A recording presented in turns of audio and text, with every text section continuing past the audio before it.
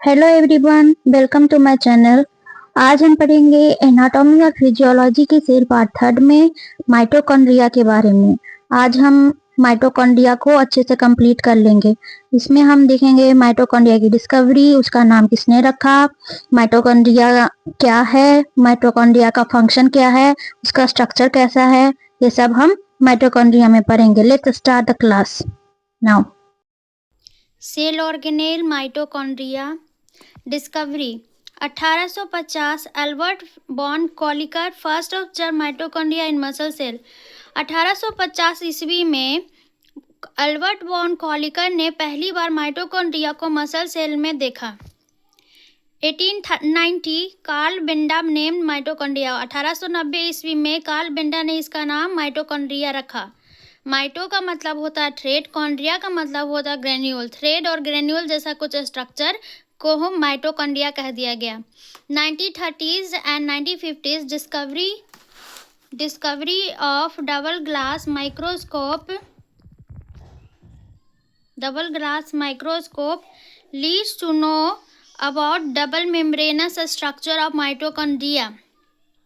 1930 से 1950 ईस्वी के बीच में डबल ग्लास माइक्रोस्कोप का निर्माण हुआ, जिसकी वजह से क्या हुआ कि माइटोकॉन्ड्रिया का डबल मेम्ब्रेनस स्ट्रक्चर पता चल गया। 1900s में Richard Altmann concluded the mitochondria is biologically living element. उन्होंने बोला, रिचर्ड एटमन ने बोला कि माइटोकॉन्ड्रिया क्या है, एक बायोलॉजिकली लिविंग एलिमेंट है। ये देखेंगे हम माइटोकॉन्ड्रिया का स्ट्रक्चर। ये आउटर मेम्ब्रेन है, ये इनर मेम्ब्रेन है। इनर मेम्ब्रेन अंदर की तरफ फोल्डेड है, जिसे क्रिस्टी कहा जाता है। It is double membrane structure which have its own DNA, RNA and which primarily produce ATP। Mitochondria क्या है? डबल मेम्ब्रेन स्ट्रक्चर है जिसके पास इसका खुद का DNA और RNA है, और जो क्या करता है, ATP का प्रोडक्शन खास करके मेन रूप से करता है। It is found mostly in eukaryotic organism nucleus present। कहने का मतलब हुआ कि यह खास करके यूकैरियोटिक ऑर्गेनिज्म में माइटोकॉन्ड्रिया मिलता है।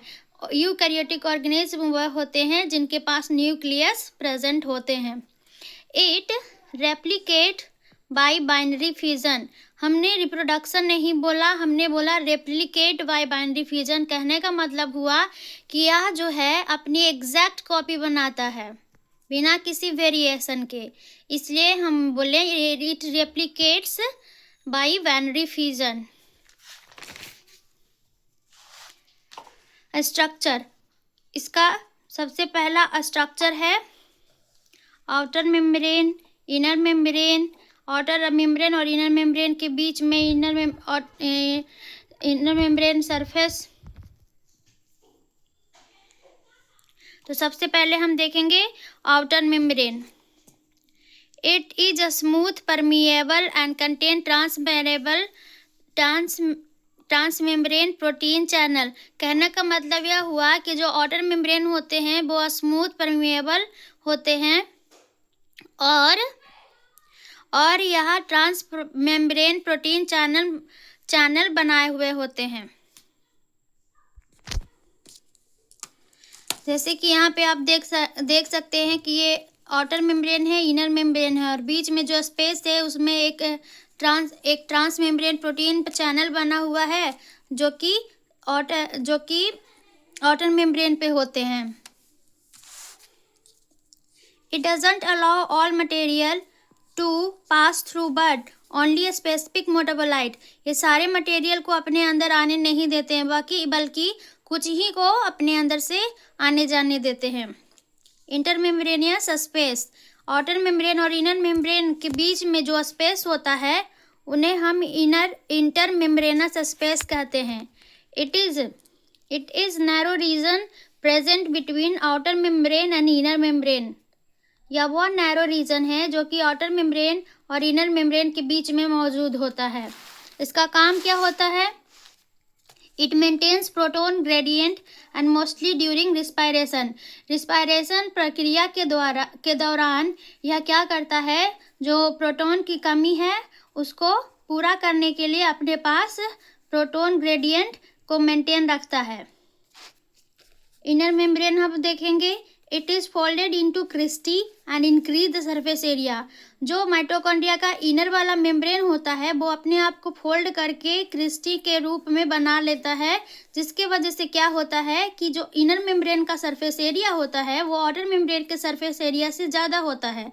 Also this layer is selectively permeable, और ये जो लेयर होता है वो सिलेक्टिवली परमिएबल होता है। इट मार्क्स द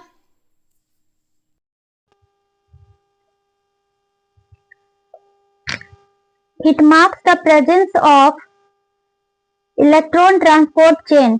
ये जो इनर मेम्ब्रेन होता है इसके पास इलेक्ट्रॉन ट्रांसपोर्ट चेन मौजूद होते हैं। एटीपी सिंथेसेस एंजाइम मौजूद होता है जो कि एटीपी के फॉर्मेशन के लिए जरूरी होता है।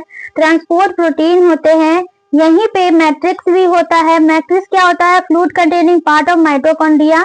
माइटोकॉन्ड्रिया का फ्लूइड कंटेनिंग पार्ट होता है। It contains all the enzymes responsible to perform Krebs cycle during respiration. ये जो मैट्रिक्स है इसके पास वो सारे एंजाइम मौजूद होते हैं जो कि रिस्पायरेशन प्रक्रिया के दौरान जो क्रेब्स साइकिल होता है उसको परफॉर्म करने के लिए जरूर रिस्पॉन्सिबल होते, जिम्मेदार होते हैं। It contains the genetic material which is found in mitochondria.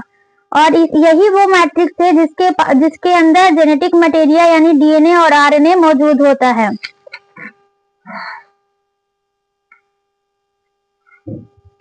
Function पढ़ने से पहले हम देखेंगे कि माइटोकॉन्ड्रिया का इम्पोर्टेंट रोल क्या है। Overall mitochondria play very important role in production of ATP, therefore known as power house of cell. जो माइटोकॉन्ड्रिया है वो एटीपी का प्रोडक्शन करता है जिसके वजह से ये सेल का पावर हाउस कहलाता है। Function number 1, point number 1, production of ATP energy through cellular respiration by glycolysis which occur in cytoplasm and pyruvate enter inside mitochondria। कहने का क्या मतलब हुआ? कहने का मतलब हुआ या कि जब साइटोप्लाज्म में ग्लाइकोलिसिस प्रक्रिया के द्वारा जब वो पायरुवेट बनकर माइटोकॉन्ड्रिया में इंटर करता है तब वो सेलुलर रिस्पायरेशन के प्रक्रिया के थ्रू एटीपी यानी कि एनर्जी का प्रोडक्शन करता है, जिसके वजह से इसे पावर हाउस ऑफ सेल कहा जाता है। प्रोडक्शन ऑफ हीट, दूसरा काम क्या करता है? हीट का प्रोडक्शन करता है। कहाँ पे?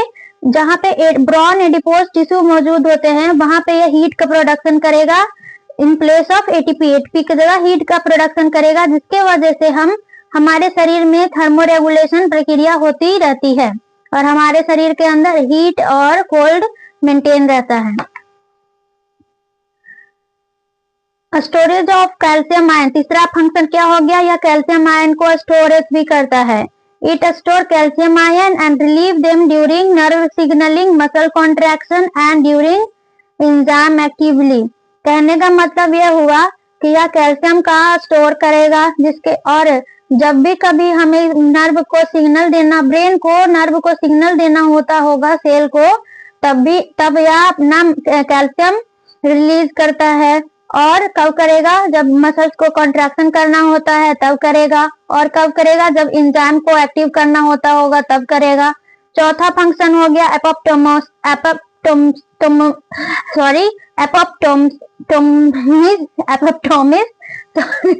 apoptosis means programmed cell death. It is natural programmed cell death by cytochrome C element which trigger cell death और destruction of cell under natural development. कहने का मतलब यह हुआ कि जब सेल को लगता है कि अब हम ज्यादा काम नहीं कर पाएंगे तो वह अपना नेचुरल प्रक्रिया के थ्रू साइटोक्रोम सी जो है वो ट्रिगर करेगा और जिसके वजह से सेल डेथ हो जाता है। यह भी माइटोकॉन्ड्रिया ही इसमें माइटोकॉन्ड्रिया का ही बड़ा योगदान होता है। सिंथेसिस ऑफ सर्टेन मॉलिक्यूल, क्या करता है? एटीपी के अलावा यह कुछ मॉलिक्यूल को भी सिंथेसिस करता है। It regulates the formation of amino acid, carbohydrate and fatty acid. कहने का यह मतलब हुआ कि यह जो है अमीनो एसिड, कार्बोहाइड्रेट और फैटी एसिड को भी प्रोड्यूस करता है, जिसके वजह से क्या होता है कि इनका फॉर्मेशन की वजह से क्या होता है कि जो इनकी कमी जो है वो बनी रहती है, मतलब इनकी कमी को पूरा किया जाता है। मेटाबॉलिज्म ऑफ न्यूट्रिएंट को भी मेटाबोलाइज करता है। It regulate the metabolism of different minerals and nutrient. अलग अलग मिनरल्स और न्यूट्रिएंट को भी मेटाबोलाइज करता है। अब ये डिटेल्ड स्ट्रक्चर ऑफ माइटोकॉन्ड्रिया है। ये जो आप देख रहे हैं ये आउटर मेम्ब्रेन है, और इसको कट करके ट्रांसवर्सल कट करके इनर मेम्ब्रेन और अंदर के पार्ट को दिखाया गया है। ये जो आप देख रहे हैं आउटर मेम्ब्रेन है, और ये जो है जो इनर मेम्ब्रेन है, और बीच में जो है इसके इनर मेम्ब्रेनस स्पेस है। और ये जो फोल्डेड है क्रिस्टी, ये क्रिस्टी है, इनर मेम्ब्रेन से फोल्डेड है। और ये जो सर्कुलर जेनेटिक मटेरियल है, ये सर्कुलर जेनेटिक मटेरियल है। और ये है राइबोसोम, जो कि 20S राइबोसोम होता है। और ये फिंगर जैसे स्ट्रक्चर हैं, ये फोल्डिंग जो फिंगर जैसे हैं, इन्हें क्रिस्टी कहा जाता है। सर्कुलर डीएनए है, ये इनर मेम्ब्रेनस स्पेस है। यहाँ पे आउटर मेम्ब्रेन जो होता है वो परमिएबल होते हैं, इनमें पोरिन्स भी होता है, इनमें प्रोटॉन ग्रेडियंट भी होता है। माइटोकॉन्ड्रिया का जो साइज है वो 1 μm है, मतलब 1 माइक्रोमीटर है। इसका जो शेप है वो सॉसेज है। अभी 7वां इसका फंक्शन है detoxification of ammonia. Urea cycle के थ्रू अमोनिया को भी डिटॉक्सिफाई करता है। तो क्लास आज ही खत्म करते हैं। अगले क्लास में हम देखेंगे लाइसोसोम के बारे में। आज का टॉपिक माइटोकॉन्ड्रिया हमने खत्म किया। माइटोकॉन्ड्रिया का डिस्कवरी, उसका इंट्रोडक्शन, उसका फंक्शन हमने अच्छे से कवर कर लिया। तो आज के लिए बस इतना ही। मिलते हैं अगली क्लास में। तब तक के लिए धन्यवाद। Thanks for watching.